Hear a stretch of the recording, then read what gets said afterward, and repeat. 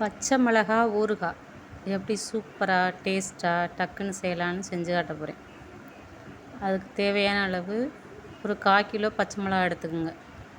எடுத்து நல்லா கழுவிட்டு அதில் உள்ள காம்பெல்லாம் ஆஞ்சிட்டு இது மாதிரி எடுத்து வச்சுக்கோங்க.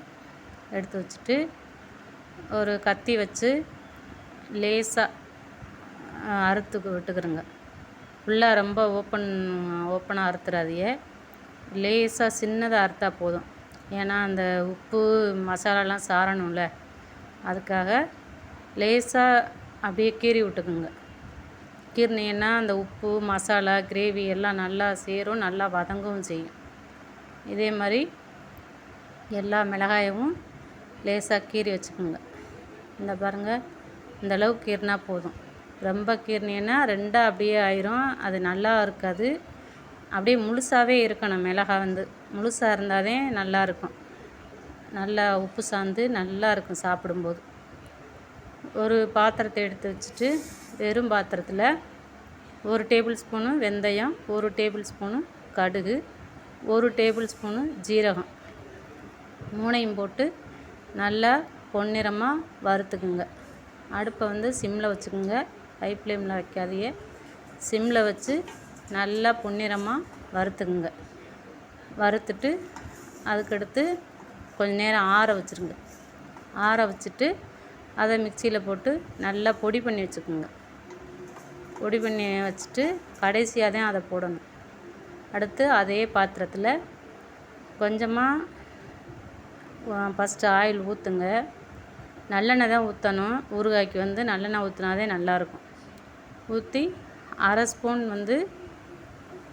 ஜீரகமும், 1/2 ஸ்பூன் வெந்தயம், 1/2 ஸ்பூன் கடுகு, 3ஐயும் போட்டு பொரிய விடுங்க.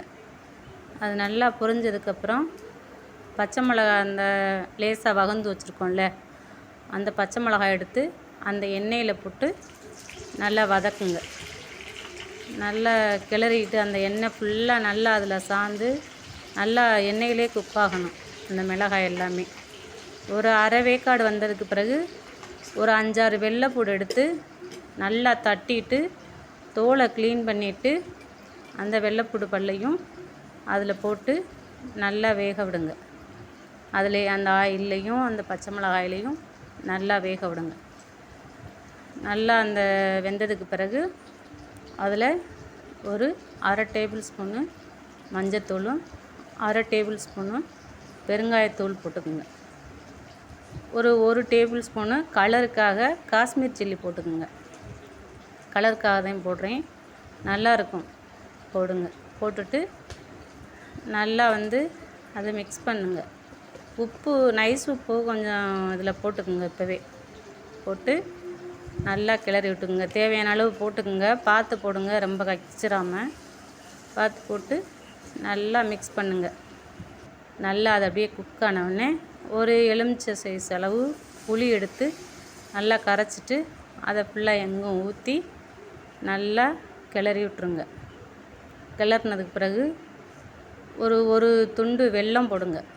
வெல்லம் போட்டீங்கன்னா அந்த புளிப்புக்கு அந்த உரப்புக்கும் அந்த இனிப்பும் 3மே சேரும்போது நல்ல டேஸ்ட் கொடுக்கும், நல்லாயிருக்கும். ஒரு வெல்லம் போட்டு அதையும் நல்லா கரையிற அளவுக்கு நல்லா மிக்ஸ் பண்ணிடுங்க. மிக்ஸ் பண்ணி முடித்த பிறகு கடைசியாக இந்த கடுகு வெந்தயம் ஜீரகம்லாம் பொடிச்சு வச்சுருக்கோம்ல வறுத்து, அது ஃபுல்லாக போட்டு நல்லா அதை மிக்ஸ் பண்ணி விட்ருங்க. மிக்ஸ் பண்ணி நல்லா கிளறி விட்டுட்டு ஒரு 10 நிமிஷம் விட்டுருங்க. அதுக்கடுத்து பார்த்தீங்கன்னா நல்லா குக்காக இருக்கும். நல்லா மசாலா, உப்பு, இனிப்பு, புளிப்பு, உரப்பு எல்லாம் ஒன்றா சேர்ந்துருக்கும். நீங்கள் எடுத்து வச்சு கஞ்சி, தயிர் சாதம், சாம்பார் சாதம், ரச சாதம் எல்லாத்துக்கும் சாப்பிட்டீங்கன்னா சூப்பராக இருக்கும். ஸ்டோர் பண்ணி வச்சுக்கலாம். ரொம்ப நாள் வச்சு நீங்கள் சைடிஷ் இல்லாதப்போ வச்சு சாப்பிட்டுக்கலாம். சூப்பராக டேஸ்ட்டாக இருக்கும். ஆறினோடனே எடுத்து ஏதாவது ஒரு பவுலில் வச்சு மாற்றி ஸ்டோர் பண்ணி வச்சுக்குங்க. வச்சுட்டு